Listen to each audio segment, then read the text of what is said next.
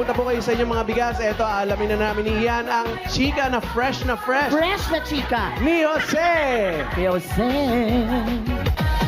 Hawak mo ang beat, hawak mo ang gabi. Galaw mo ako'y nabibig. Hawak mo ang beat, huwag mong bibitawan. Hanggang sa huling tugtog ng sayawan. Hawak mo ang beat, ilaw at dilim. Sa bawat galaw mo ako'y nabibig. Hawak ko ang beat.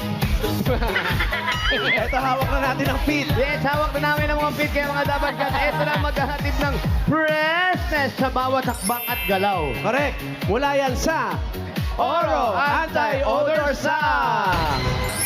Mga Dabarkas, dapat fresh ang paa mula umaga hanggang gabi. Kaya mag-Oro Anti-Odor Socks na. Laban sa amoy pawis. Presko ang feeling. Confidence ay wagas. Meron pa ngayon antimicrobial protection. At matibay at komportable, swak na swak sa budget natin. Ang Oro ay matagal nang kilala sa mga quality stockings, maginhawa yan at tiwala ng suki.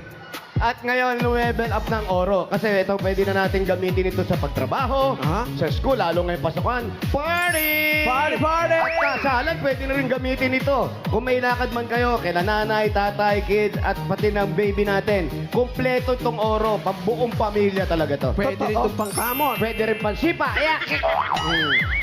At tamang-tama yan, back to school na, kaya kailangan nito ng mga estudyante.